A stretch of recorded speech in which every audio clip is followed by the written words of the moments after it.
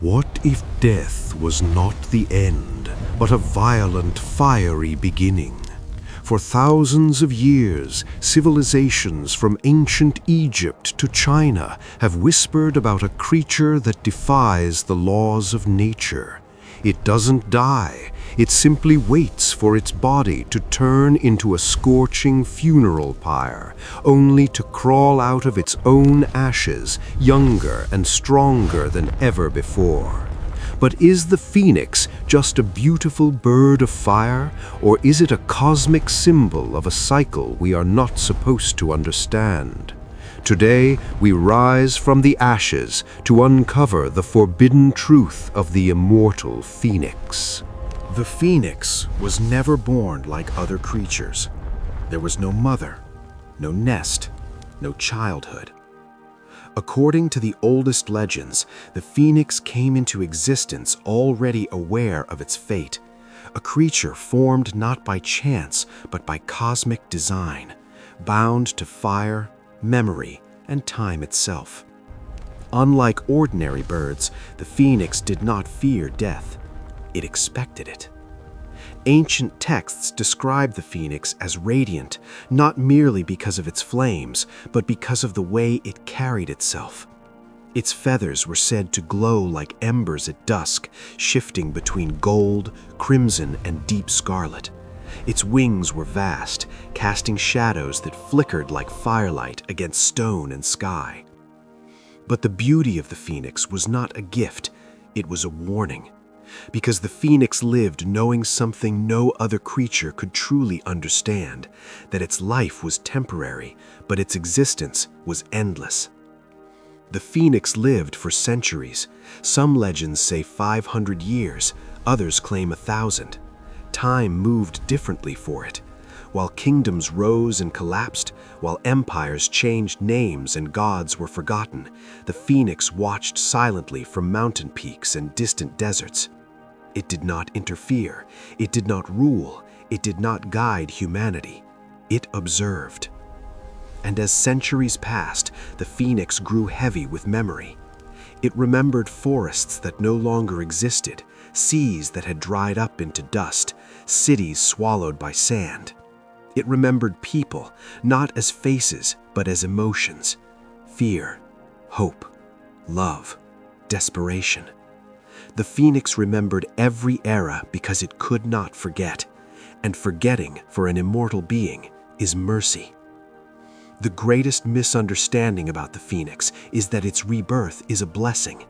In truth, rebirth was its sentence. As the end of its life approached, the phoenix felt it long before the flames came. Its wings grew heavier, its fire dimmed. Each flight became slower, each sunrise more exhausting than the last. Legends say the phoenix would retreat from the world in its final days. It would leave the skies, abandon the winds, and descend into solitude. No witnesses were allowed, no eyes were meant to see what came next. Because rebirth was not beautiful, it was agony.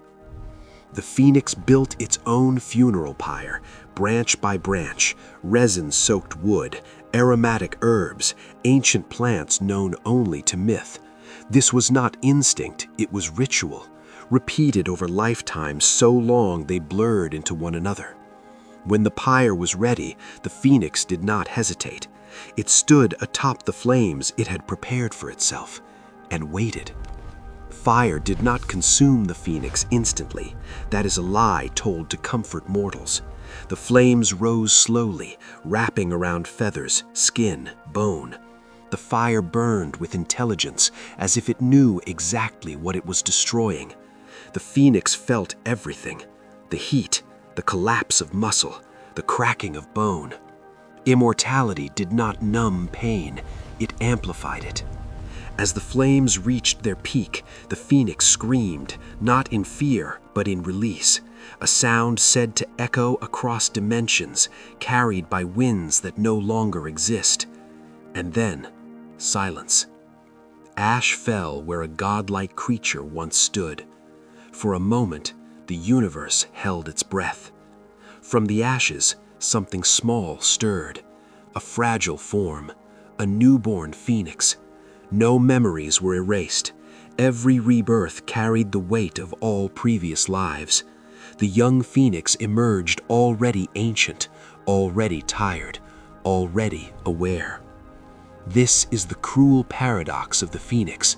It is reborn young, but never innocent.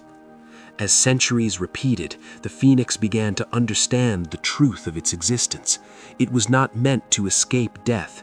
It was meant to demonstrate it again and again as a lesson written in fire. Some myths suggest the phoenix attempted to break the cycle. It delayed the pyre. It fled from the place of burning. It soared endlessly, hoping exhaustion would spare it. It never worked. The fire always came, because the phoenix was not reborn by choice. It was reborn by design. In some versions of the myth, the phoenix grows resentful. It watches mortal beings live short lives filled with meaning, while it endures endless centuries stripped of finality. Mortals are allowed to rest. The phoenix is not. It lives forever, not as a reward, but as an obligation. Fire in phoenix mythology does not symbolize destruction. It symbolizes inevitability. And as the phoenix rose again and again, cultures began to worship it. They carved its image into temples. They told children stories of hope and renewal. They misunderstood its suffering as triumph. No one asked what it cost. No one asked if the phoenix wanted to return. And the phoenix never answered. Because some creatures exist not to speak, but to endure. Thank you for watching.